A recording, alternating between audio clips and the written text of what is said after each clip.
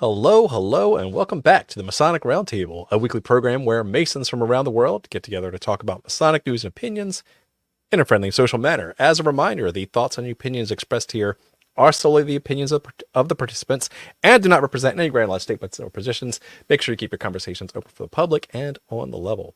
To interact with us, we love seeing you live every Thursday night in Facebook or YouTube land. So hello and good evening to all of you in there in the chat.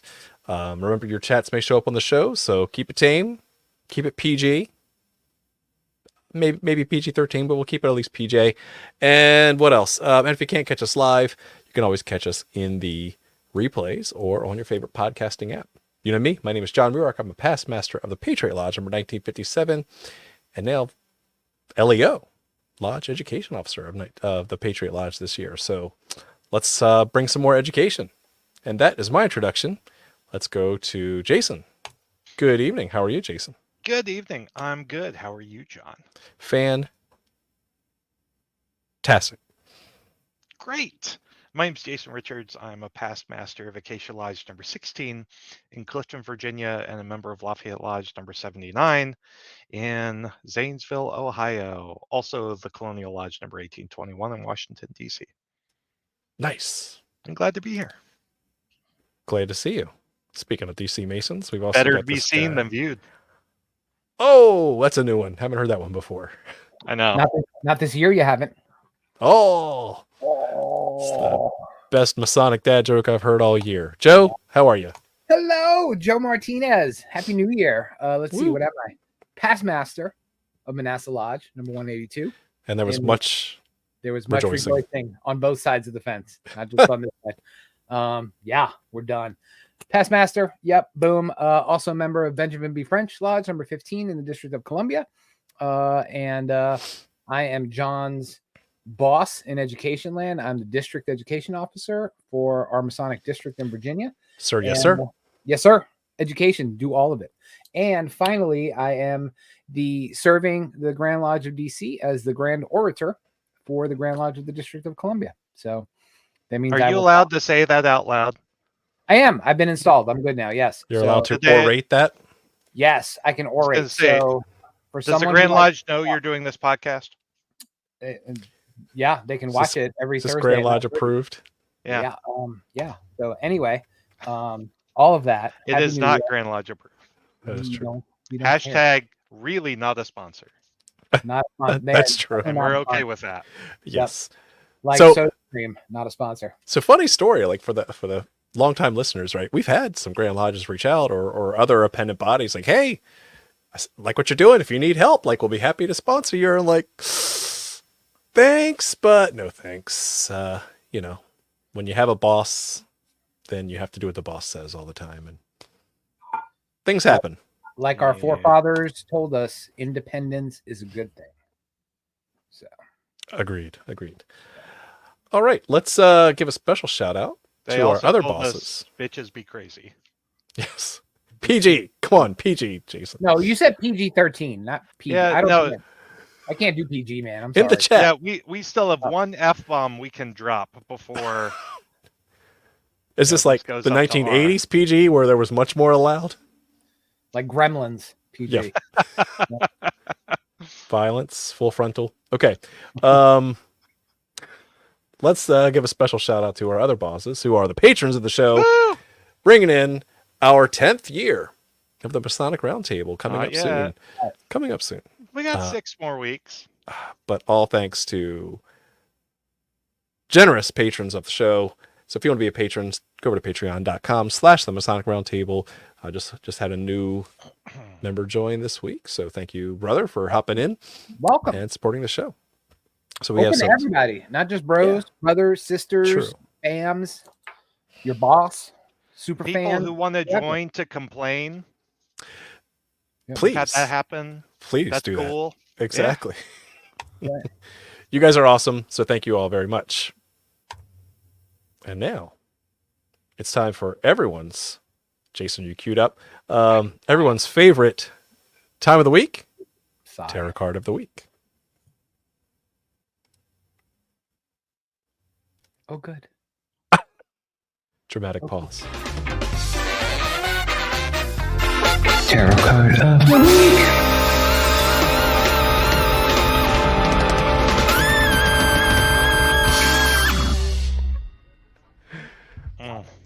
It never gets old. Man, no, it does. remember, It does. like, again. Tarot card of the week. All right, you're done. So let's figure out how to keep that from repeating next week. It's the loop button. Yeah, remember, when we started out 10 years ago and we didn't have all this newfangled technology. So this week we have ye old Rider-Waite Smith. I love The it. difference here is this is the Rider-Waite Smith panorama. It's the 16:9 version. Yes. So we've out Like with the old 4x3 and now to the 16:9. It's like the Zack Snyder cut of Yeah. Rider-Waite cars. Yes. Bigger, longer, more. and blood. Yes, Rider-Waite Smith, bigger, longer, and uncut. It's the Lawrence of Arabia. 2.20 to 1. Ben-Hur. Yes. All right. And tonight's tarot card we have the Ooh. Page of Pentacles. Ooh, look at that. Ooh. Out in Look the at that. open field. He's got the bunnies. Indeed. Pretty cool. So, Page of Pentacles. We have Money. new money, new opportunities, new jobs. Just exploring the world. Like the world is your oyster in the material sense. Well, New Manifesting Year, it. right? What's that? Manifest. New Year New year, new you. and manifest it. That's Yep. a good one. Yeah. I mean, yes, you could relate it to like the magician, but for, again, the more grounding, earthly, material things. Finances. Well, it's like so- don't. Oh, that's awesome. Here's your manifestation card. I love. Ooh, in the trees. So for all of you who've given up on your New Year's resolutions already, stop. Go do it. Yeah, you have 363 more days to get back on the wagons. That's right. It's all right. And yeah, that's a good segue into tonight's topic because, thank you, Jason. Let's manifest a new year. This year, we're going to talk about New Year's resolutions for 2024. And I checked, part 9.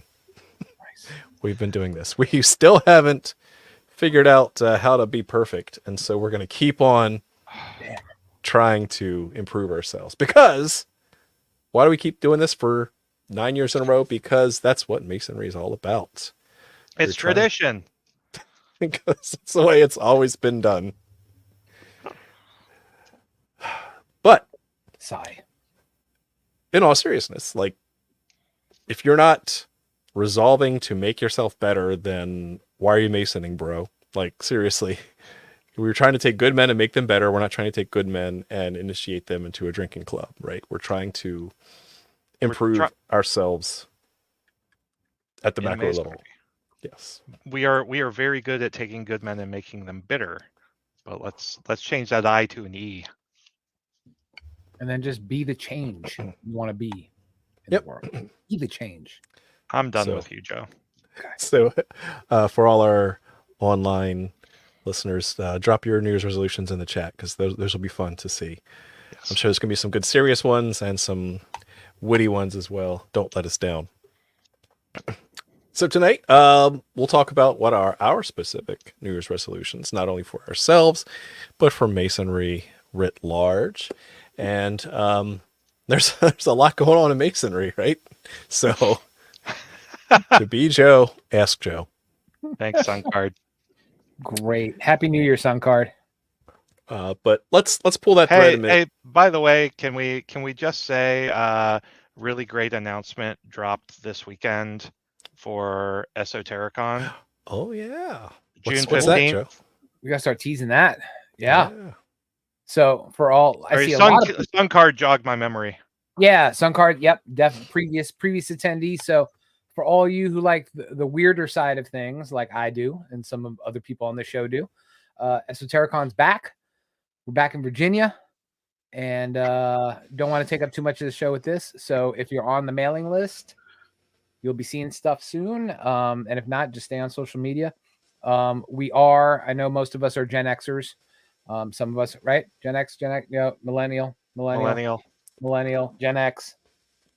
Yep. Okay, cool. Robert's Gen X. That's why I like him the best. It's so funny because Robert and I are born the same year, but he's definitely more of a Gen X and I'm definitely more of a millennial. He's just an older soul. Yes. We'll go with that. Santa Claus beard. But yeah. It's just the beard. Stress levels. Isn't that we're like the poster child for like stress unbounded is all for Yeah, I'm like losing my hair. I'm boxing. It's like I got midlife crisis, and then I just come home and drink beer. Nice. As a good Gen Xer should.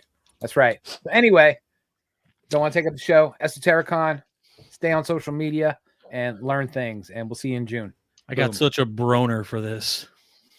It's gonna be They're good. always good, Mm-hmm. but I'm biased. All right, let's talk about why should we resolve ourselves? I kind of queue things up for the discussion, but before we get into specifics, like, again, we're still talking about this. Brother Roy, I hope you have a great journey. So yeah, it's good to see you on here. But why do we do this? Like, we keep talking about this resolution thing. Why is it so important that we keep bringing this up, Jason? Because if we aren't trying to make ourselves and the world around us a better place, then like, why are we here? Yeah, I'm still a rough ashler. I don't know about you guys. There's always a lot more work to be done. Very rough ashler. Joe has a lot of work that could be done. I'm like an asteroid level cosmetically and hideous. Pumice stone. mental. I'm like one of those rough ashlers that like destroyed the dinosaurs, like that shape and size. I mean, you are that old, yes. Yes. Yep. But I try. That's the important part. That's all we ask. That's all we ask. How about you, Robert? What's your general approach to making resolutions either now or anytime during the year? Because I know you've said things in the past that have been a little bit contrary to this annual celebration of new resolutions. Yeah, I think that it's kind of how do you even say this? Like a lot of the In things English. that well, we'll try. Maybe I think it's interesting that we're always looking at trying to do things to better ourselves, and the things that we tend to focus on are these ideas of very tangible sort of things. Get the beach body, do the thing. And I think a lot of the stuff that I've been focusing on, and I think anybody who's really contemplative, thinks about not necessarily what they can do to better themselves to enrich their lives, but almost like what can you do, including giving things up in order to improve the lives of those around you. Like, what can you give away now? Like, what more can you give? Like, I tend to think in this manner, mostly because I think of a lot of the other things that I want to do. Like, I want to do for me, right? Like, I want to get in shape, or I want to lose weight, or I want to memorize my ritual better.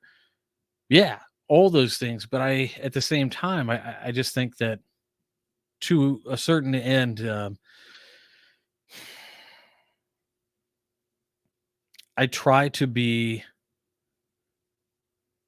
of service, right? Like the Masonic degree, there's in the lecture, it says,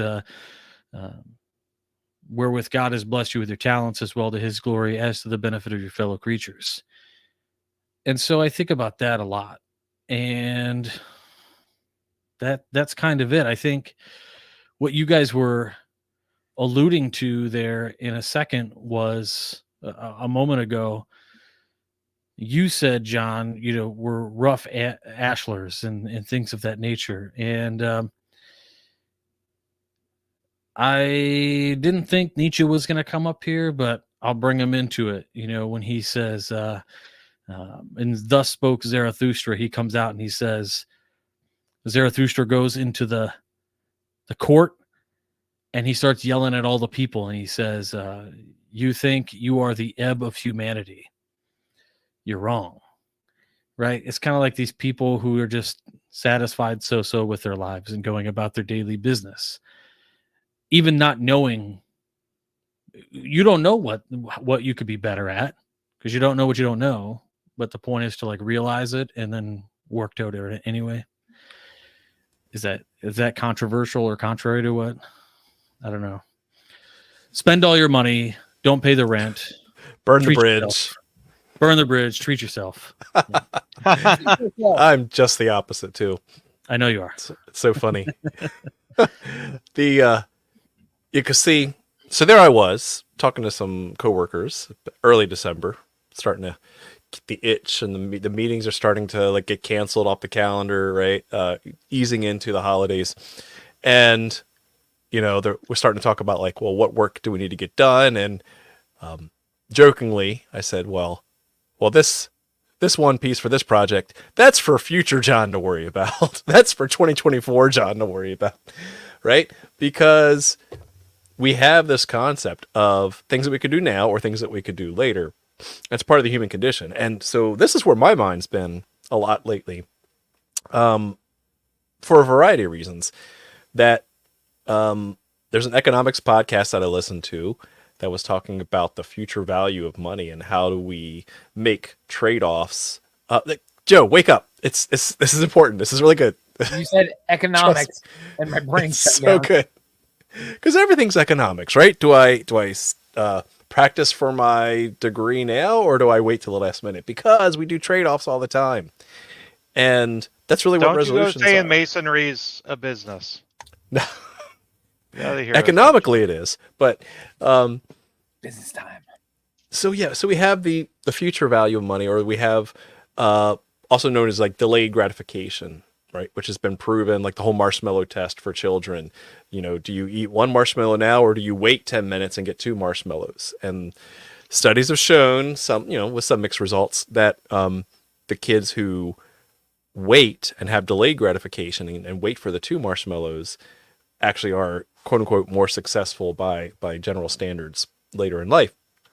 And so, Joe, you look. Do you agree with that or disagree? I agree to a point, because isn't masonry, aren't we just the 2 marshmallow kids into infinity, right? Like all we talk about is this, okay, well, make yourself a little bit better now each and every day for that big payoff when you die. Exactly. So yeah. And how do one-day classes factor into that?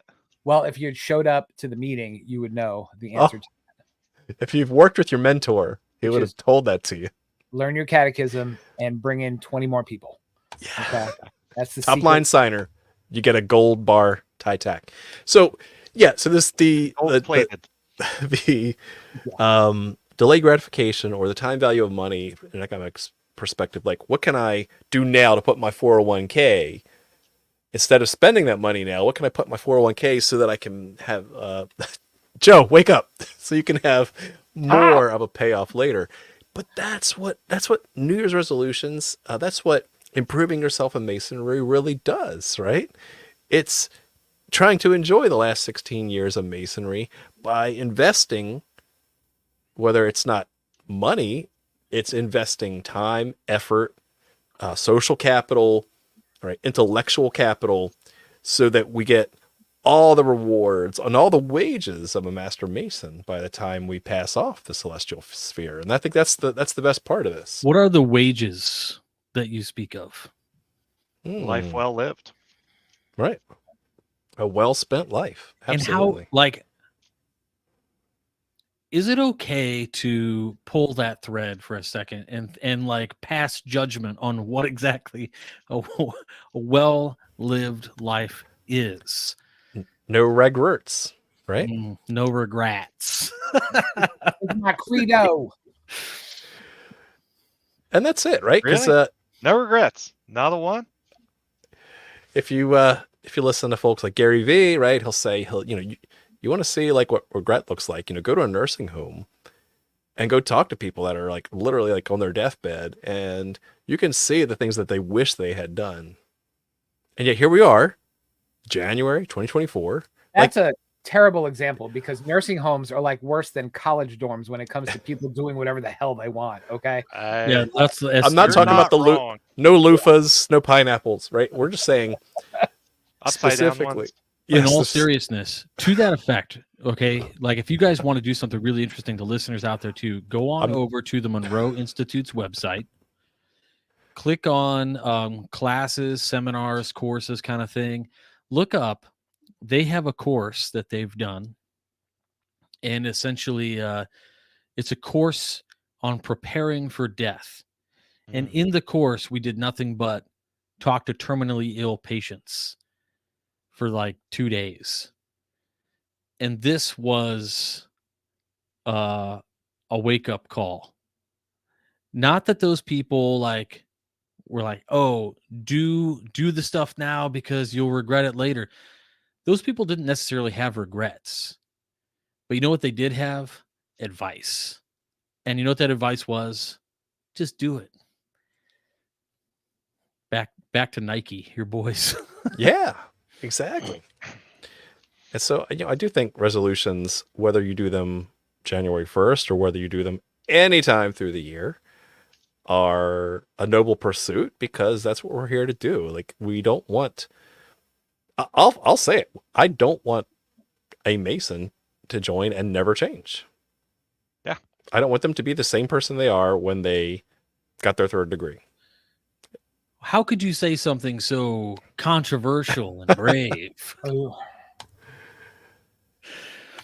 It's sad that is a somewhat controversial Yeah, statement. exactly. I had to think about it for half a beat before I said it. But I mean, that's what we're here to do. That's what we are inculcated to do. This is what we are encouraged to do. And so, like, if you're awake, unlike Joe, in any of the ritual, you'll actually hear ways of saying that all the way through. Like, this is what we're about. Yeah, huh? So no, but I think not to beat a dead horse, but I mean, yeah. listening to you talk, I get it's kind of a bummer, right? Because I think that a lot of Masons don't, and I'll tie this back to resolutions eventually, don't get it, or it's not told to them when they become Masons or as they're going through that process, right? Like there's, a great example is the misconception about Masonic charity, right? The idea that suddenly emptying your wallet out makes you a better man. It gets more into the why you're doing it, the for what purpose, and what's the meaning behind it, right? But if I give all my possessions to the poor and have not love, I gain nothing. Take it easy there, Diamond J. So, but no, he's spot on. So I think that, bring this back to resolutions. It's we concern ourselves with these short-term things, which for some people are really important. I like the resolutions we'll talk about tonight. Some are very, very important to me to make that effort to change, but we got to understand the reason why we're doing it, right? It's not, you can't just throw that glad handing out, oh, it's to make the world a better place around me. Shut up with that. It sounds really great and it looks good on a bumper sticker right next to be one, ask one, but it's not the end goal, right? The end goal is to make yourself a better human being and make the world a tiny bit less shitty, sorry, John, than it was before, right? And through that change, it'll organically get better, right? So we don't need 20 people standing on a soapbox and yelling about how the world's going to become a better place. Just take care of your own little sandbox, make it pretty, make other people want to come visit it, and it'll organically get better all on its own, And I think we don't express that to people who join and people who stay in, or people who've been in for 20 years and don't know why they're there, So going back to your point, John, there are a lot of Masons out there that have been in for a while and have not changed. Oh my They're the same God. person they You're were. giving me like this. You're giving me like this. Sorry. Like epiphany thing that I'm starting to like. Yeah. So RJ's getting a braingasm. Oh, And it's stupid because it's like so elementary, right? This entire years ago, we talked about like what Masons do and catchphrases in your 60-second elevator pitch. And like I said, something like change the world, right? And that's like so grandiose and amazing and whatever and mysterious. And people are like, all right, I'm going to join and change the world. And they just like join and they're like getting involved and they hop into the administration and organize all the charities and they do all the things. And then you end up in Texas. What if instead of changing the world, named in a lawsuit? So what if instead of changing the world, you change someone's world? yeah, or like that's where I guess I'm going is like you hop in and you just start doing all the thing because you think that's the point. But the point is Attendance. like maybe do that stuff, but don't forget about you and all of that. This is a very sort of strange thing. So I wanted to come back around to Corey's comment. I think living each day as if it's your last is an important thing to recognize. Tomorrow is never promised, and if we live each day joyfully, we also impact those around us with that positive influence. And that she was not happy this morning. I will say that. So Yeah. I mean, if I woke up next to you, I'd be disappointed as well. But we can farts. forgive her for that. But listen, number one, go ahead, Jason. I was going to say, going back to like why do we expend the energy to try to make ourselves better? This is one of the things that I talk about in my death presentation. Like the fact that there is a limit to the time that we have here gives life intrinsic meaning. The fact that it ends, to me at least, provides a lot of that motivation for, it's not even building a legacy. It's really just trying to help people on the journey with you with the little time you have. Well, I think that not to, yes, we'll get to the resolutions, I promise, but you and Corey struck something really important that has a lot to do with Masonry, is that we go through these rituals and we go through this allegory and we are presented these lessons that ultimately teach us this big important lesson about death and dying, right?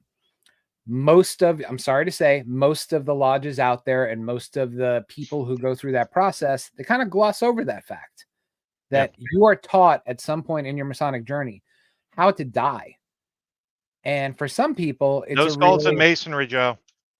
No, but there is. But anyway, you're taught how to die, and in that figurative death, you're supposed to do exactly what Corey is telling us to do, right? Is to take those moments, right? But we're so afraid to talk about it, and if we do, we talk about it on this really vapid high level, right? And just gloss over it. But spot on, we're so scared to talk about the end, because it's viewed as nihilistic and something not to talk about. And we as a society, we're just scared. But that's literally one of the big things that Masonry teaches us is how to die. And from that, learn how to live. Yeah. It's very stoic as well, which I love. That whole concept, right? That, imagine like, that's it. Midnight tonight. That's it. That's all you got. Like, back to the regrets thing. What are you doing now to try and fix or improve or savor, if nothing else? Enjoy and be in the moment with what you got. Yeah, and if you can't enjoy it, be patient.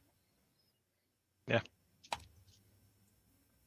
Let's talk resolutions then. So, heck yeah. Let's just throw them out there. We're not going to do round robin or anything. We're just going to say what are some things that we are thinking of, and so we can talk personal.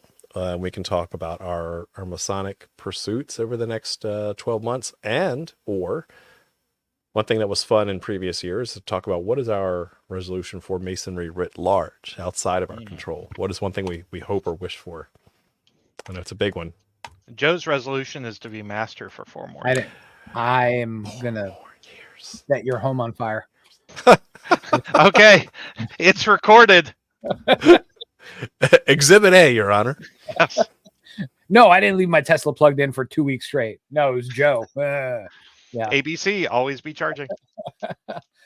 I have one that I've been dying to get to eventually is so my first resolution, it's a Masonic resolution, is to learn to say no. Ooh, the lost word. Yes, Wow.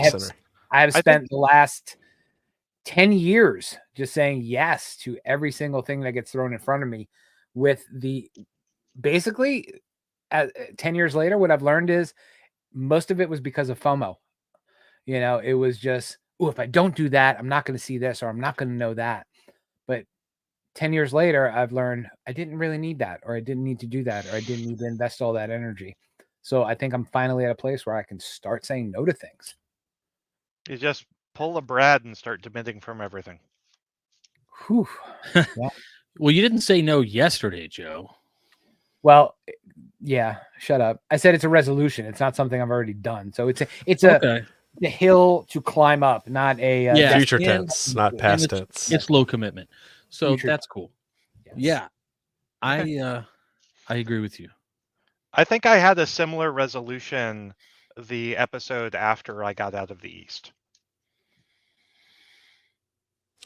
The opposite side of that, there's there's a quote attributed to Warren Buffett, who says, basically write down the 25 things you want to do in priority order, and then scratch off the bottom 24 because they don't matter. Like, the things that matter are the top of your list. So, in other words, you should be saying not only yes, but heck yes to the things that you want, or any other PG-13 adaptation thereof.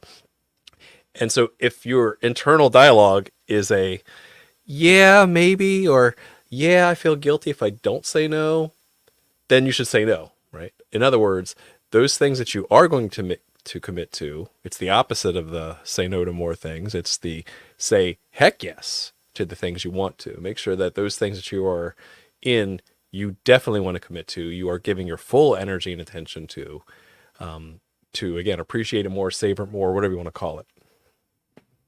So what you're saying is I should not only say yes, but I should say heck yes to a tattoo sleeve. Heck yes. Always say yes to a tattoo sleeve. Let's go. We'll go tomorrow. Let's go. Let's go. Let's do it. All 4 of us. Go. So for me, one of the things that I have said yes to, not only yes, but heck yes to this year, Nailed it, is doing more interesting research.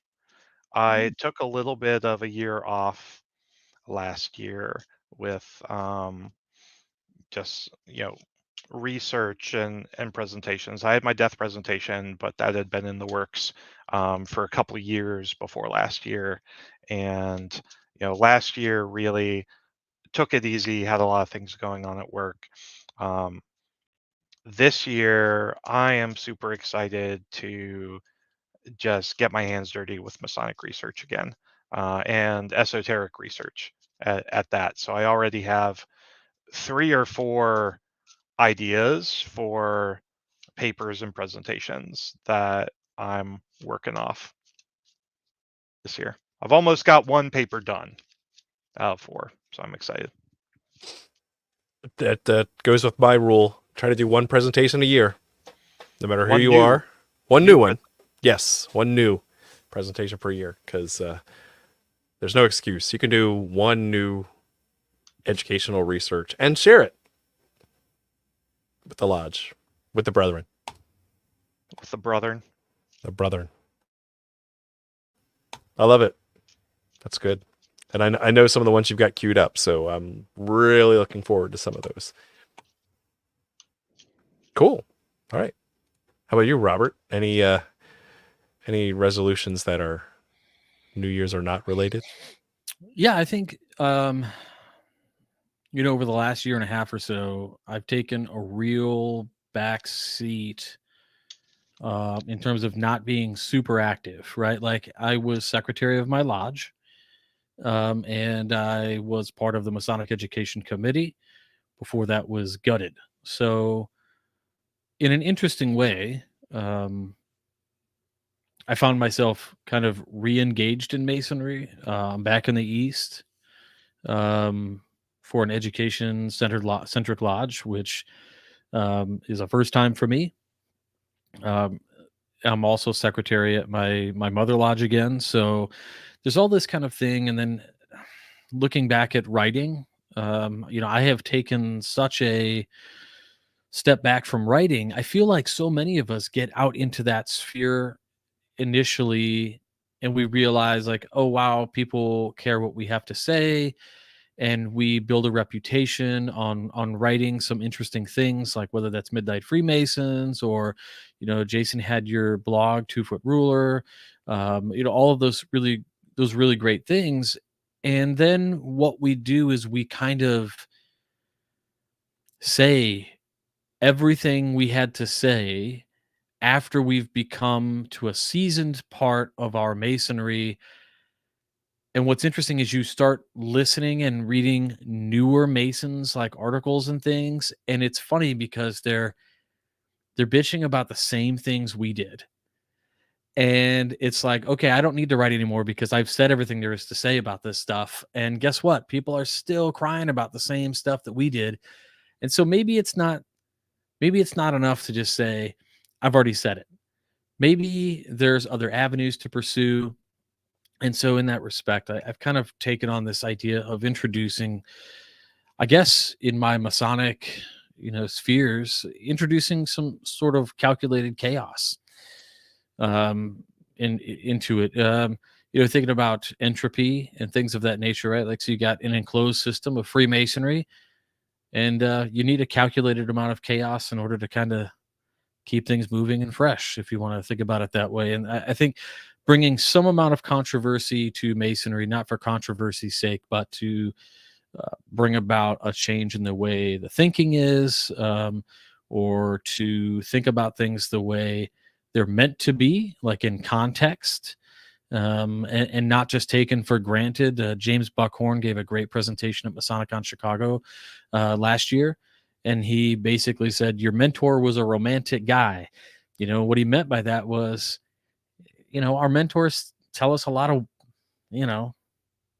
BS. They don't know any better, but it's up to us to right the ship and course correct. So if that means you have to say some controversial things like, the forget me not is not really Masonic or whatever the case is, that's just an overplayed example, but What?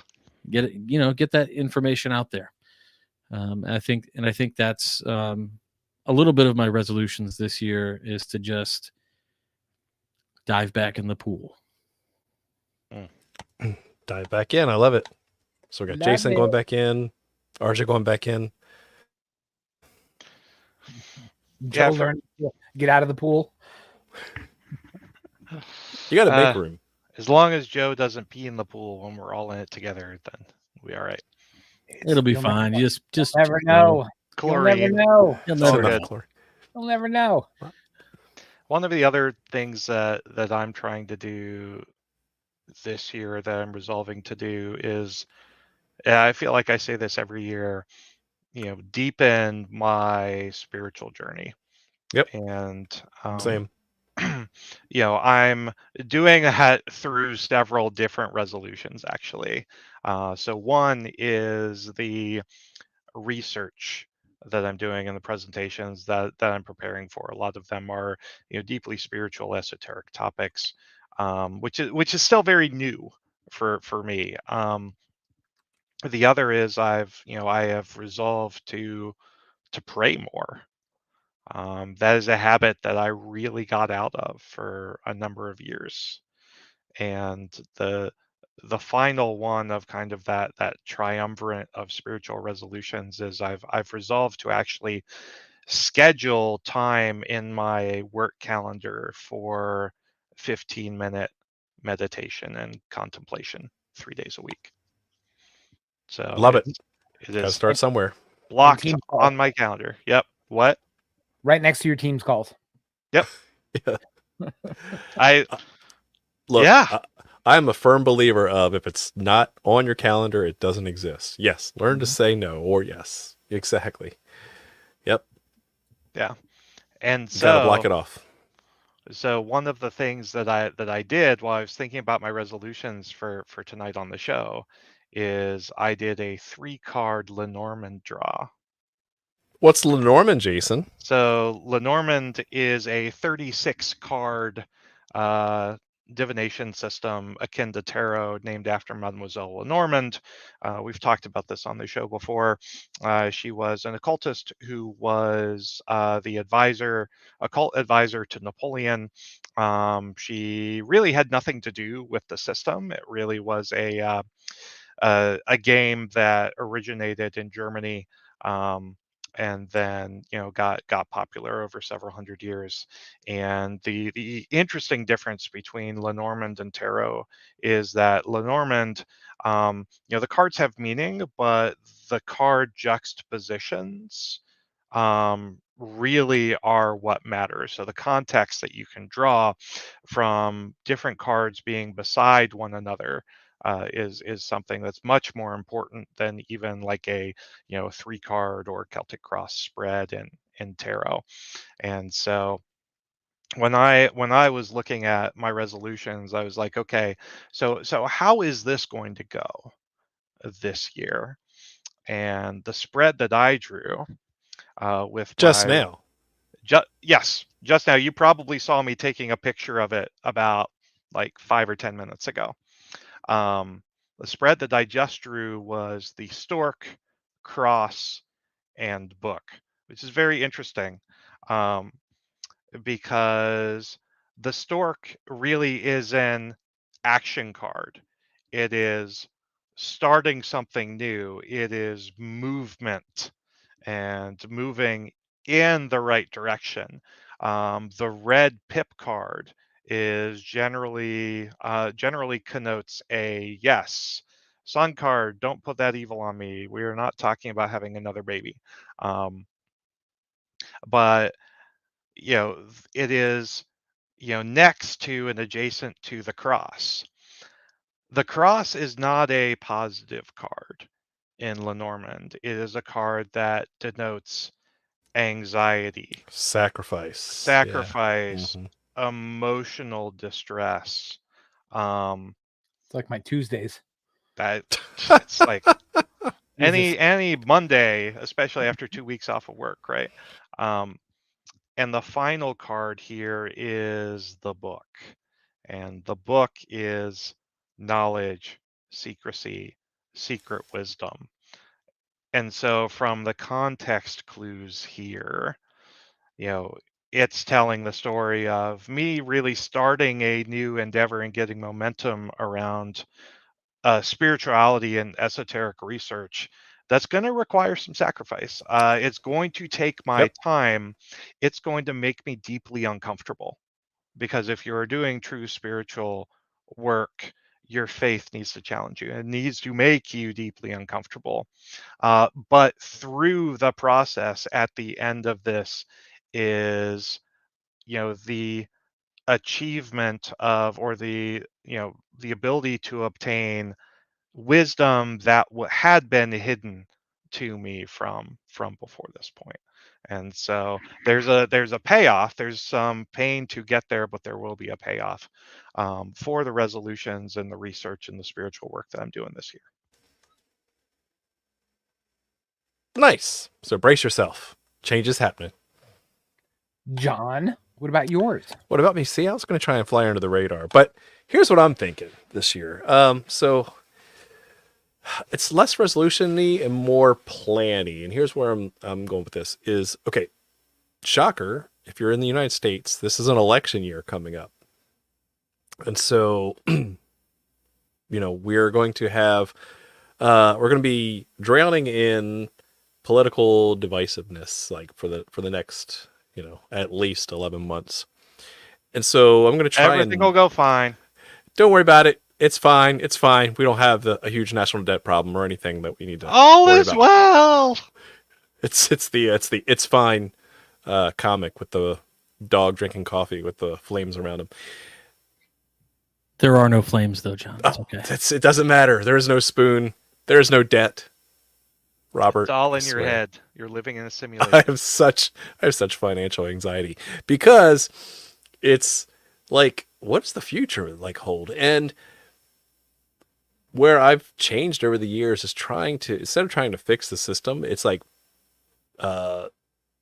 be more like water, right? Go with the flow, in the sense of you can't necessarily control or change certain things. So then how do you leverage, the opportunities that you're given? Right? How do you play the hand that you're dealt instead of complaining that the game is rigged or the system's rigged? And so I'm definitely going to try and do more of that. I'm going to try to really look at how I'm investing in my family's and my kids' future. Try to double down on that. Those things that I've kind of put like on autopilot, like be more focused and committed on those things. So that way, those systems are in place when we go into more debt, when, the new regime will come in and not change anything, and it'll all be all screwed up again for the next 4 years, right? A lot of this stuff, it sounds very nihilistic as well, but in the sense of those things are not going to impact how I protect the house, the family, my spiritualism, my finances, right? And so it's basically getting my ducks in a row. That's what a lot of my, and I've said this in previous episodes, I like what Damon John did when he talks about his goals. He categorized them in the categories of things like faith, family, career, health, right? And so if you have a why behind it, then all of those things can be mutually inclusive. They can support each other. Because otherwise, for example, what does a mutually exclusive set of goals do? Well, if I'm trying to grow my career and be, CEO of a company, then that might come at the cost of my family, and I don't want that, right? So how can I have all those goals, faith, family, career, health, etc., be mutually inclusive and work together to leverage the chaos that's going to come? Because I tell you what, I've been sending these guys messages all on the side, like all the astrologers are saying that like Pluto and Aquarius this year, it's just going to be a whole bunch of revolution coming. I don't know if I believe it or not, but let's just say I'm going to hope for the best and Mars prepare is for the gonna worst. Take over into 2025. Exactly. Yeah. Yeah, so it's going to be a wild ride either way, whether or not you believe in the astrology part, I or feel like if you would get along with Ronald Reagan so much. What makes you say that? He would. Well, he was inaugurated at 12:01 a.m., right? I did not know that. That's when the time was the best, according to the astrologer. Nice. Yeah, see, look, makes sense. Ruark and Reagan, 2026, 4, 5, never. 8. Never. Yeah. You can never be president, John. You're way too gold. Yeah, I'm too clean. I don't have. You're way too clean. No one would ever elect a libertarian president. That's true. That's We also true. have that. You know what, John? Go live in coastal Florida or southern Texas for a year and then come back with all the weird things you come back with, and then you can be president. All right, I'll take that advice. Boom. See you in 4 years. I think something else that I think, you brought up this idea of an election year. I think that's really interesting. And I think it should give pause to a lot of us. I did lose Facebook friend status with some folks in the last few years. And that's likely because I had been posting, passive aggressive political ideologies that I would post, as memes about certain political figures and parties. And I think this year, as an election year, I can do better. I can post just flat out aggressive, dank memes. That's instead. not where I thought you were going with that, but No, I knew allow he was going there because I was really scared that I wasn't going to get the meme love that I did from Robert all these years, but I knew deep down that's where he was going. It's And I good. love it. Like gird your loins, fellas. Well, I You're mean, not only saying yes, but heck yes. Heck Heck yes. To yeah. dankness. Let's Yes. just no, but actually, that I'm not lying about any of that. But also, I need to make a doctor appointment. My wife will say she's been telling me to make a doctor's appointment for like literally 4 weeks every day, and I just don't. And it's a portal appointment. Like, why don't I do it? I'm gonna resolve to make a doctor appointment tomorrow. There you go. Good. There's your health resolution. Do I right need there. to do a Lenormand draw about whether or not you'll succeed in making a doctor's Yes, let's appointment? get right on that, Jason. Sure. I'm gonna do it and make you real. Like so. You're a great Lenormand reader. Yeah. All right. So last question for you guys. Chances are you're not gonna do it, See, there you go. just based on the cards I pulled. Well, I'm gonna Based on statistics. shoot. based on Robert. Question. So what is your resolution? Let's make that our final question for tonight. What is your New Year's resolution for Freemasonry as a whole in 2024? What are the goals that you think that you would like to see Masonry aspire towards? Improvements that could be made in the fraternity as we know it currently. Any upcoming Grand Lodge annual communications, say in January, that have a lot of anxiety or contentiousness around, anything like that? Nice hat, Joe. Ooh, So great hat. Love this hat. So who wants to jump right in? So I'm there. I'm ready. Nope. I'm ready. I'm ready. Fine. Ready. Fine. You're too nice, Jason. All right. Send us home, Joe. He's going to interrupt me 10 times during my talk, so I know it's okay. So, yeah. I was going to say you're thinking Yeah. that I'm actually going to let him talk? No, he's not going to. So, here's mine, and I've been thinking about it. And You think? sometimes. Okay. I believe that we as Masons And I believe should. it's I a think great Broadway show. God damn it. There we go. Okay. So now I've muted him. No, I think that this resolution is actually coming true on its own. That we just need to, as Masons, we just need to start preparing these next few years for a really big sea change when it comes to how people practice Freemasonry, right? Like we've been through the peaks and the valleys, and John can smash you with data and show you that numbers do not lie. And he's showing you 2040 on the screen. But I think we need to start, instead of just letting it happen and, letting the buildings crumble and the columns be broken, I think we just need to start preparing now for a more personal, a more person-focused, and a less administrative-centric type of Freemasonry, because I think that's the type of Masonry that we're going to give to our kids and our grandkids. And it's still going to be awesome.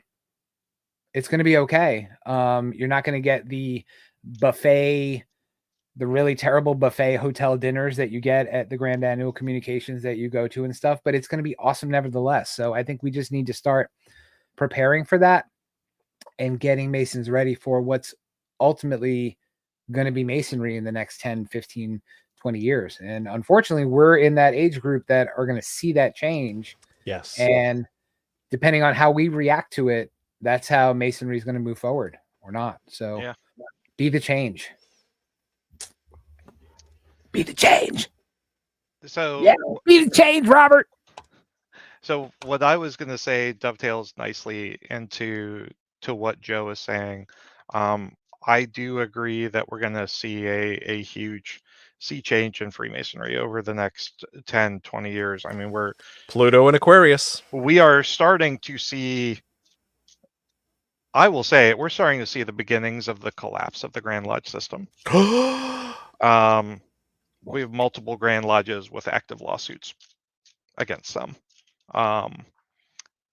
And my resolution for Freemasonry is, personally, to stay out of the garbage and out of the bullshit and focus on doing good and being that brother, at the local level, being that mentor to those in the fraternity, and just, trying to live out the tenets that we've heard inculcated very frequently. And, do that without passing judgment on the crazy swirl that's going on around us. So Well, you can pass judgment. You don't have to be super overly vocal about it. I mean, you can judge privately now. Like on quiet Facebook chats with your friends, you can judge all day long. So don't just do masonry, be masonry. Be the change. Right. Robert, be the change. All your masonry belong to us. Robert, be the change. I like Jason's all your masonry belong to us. That's a millennial thing. No, I got that. I don't know. I don't know if it is. In any case, I think that is prophetic in that all that masonry does belong to us. And it should. You guys are, I don't know if we're going to see the collapse of the Grand Lodge system anytime soon. I think that the system itself is set up in such a way that doesn't really enable it to change fast enough to keep up with societal norms. And in fact, there's probably a sort of I don't know what you call it, like a misidentification of what the crafts rules are telling its administration to do and to not do. And by that, I guess I mean there's probably a misunderstanding by most of what bylaws and constitutions actually say. And until we get people who know how to read, then sometimes things are not going to always pan out, I think, for the lesser of the brethren. And by lesser, I say, we're all on the level, blah, blah, blah, blah, blah. But so many of them. Yeah, right. I mean, the lesser are the constituency, everybody outside the Grand Lodge. And I think if I'm going to do something, tying it back to sort of the chaos element, it's not necessarily a chaos element. And I've always been this kind of person. And that is when I get a new job, I read the employee handbook. And when I hear any new employee, young person, older person, talking about, I need to do this. Hey, did you know there's a policy on this page that deals exactly with this, and it can help you out greatly? And nobody's willing to tell that person about that thing, right? And so in that same respect in masonry, I think I want to work hard at getting dudes to understand that they have power. This is it just so many times there's that platitude, we're like, we've got some, I mean, there are amazing, I'm by no means crapping on any grandmaster ever, right? None of them. But what I am saying is that there are times when people, whatever they are, doesn't matter if they're grandmaster, just your boss, your worshipful, whatever, I'm just brother, right? But it's super condescending, not in a good way. And like there's this air about what their powers and things, what they are allowed to do, and they forget that line in the installation ritual, right? That you get there by holding the key to men's hearts, and it is by them you are elevated. And I think that escapes a lot of folks, especially even the constituency, right? So the powers in the people, and the Grand Lodges are always like, well, if we go away, then nobody's recognized. Dude, that's a fallacy. Like if the Grand Lodge goes away, Acacia Lodge is going to just be like not Acacia Lodge under the grand jurisdiction of Virginia. Acacia Lodge is just going to be like Acacia Lodge in Clifton. Yeah, 4 dudes in a pirate ship. Yeah, Yeah, like it doesn't They matter, are. man. Yeah. yeah, that's gonna be wild. But I was real quick. yeah. Go ahead. I have to, maybe if this makes us go a little bit long, I'm sorry, but I got to ask Joe, like, you said we got to get ready for it, right? But like, my thought is, do you think we can handle it? So Ooh. I've thought about this, and what I've learned in my 18 years as a Mason is Bonus track. is to be really and this sounds terrible to say, but I think my first 14 or 15 years was spent so much on working within the system, the way the system is designed. And I think all of us will agree, we're presented with situations, or we come up to things that we can't overcome, and then we get told well, that's the way it is, and that's the way it always been. And it's just a big load of horse crap, right? Because it doesn't have to be that way. And I think as we become older, seasoned Masons, and unfortunately, yes, even for you millennials, you now are the older, seasoned Masons. We're starting to learn that it doesn't have to be that way. And I think, like I said, I think we're at a really interesting point in our journeys, because we have those two choices, right? It's either going to collapse really hard very quickly, as John points out, Revolution. right? Where, and it's not so much revolution, it's just the system can't sustain itself anymore, right? Like you can't afford to print out those 300-page all color booklets anymore. You just, because you're not going to have the dues coming in. But that's a show for another day.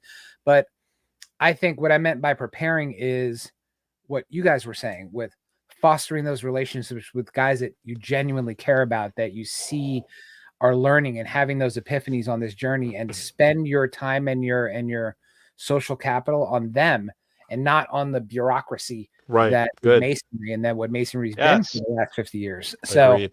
That's what I meant by prepare, is foster those relationships, because, and you guys all know this, I've become such great friends and brothers and family to people that live all over the freaking world. You know what I mean? Not dudes 5 miles away from me that go to lodge with me, and those are the relationships that I want to engender. And those are the relationships that I want to nurture and not let them die, because that's what Masonry is. So to answer your question, Robert, I think it's those small steps in preparing to have that more personal kind of Masonry, because whether you like it or not, that's what I think we're going to end up with.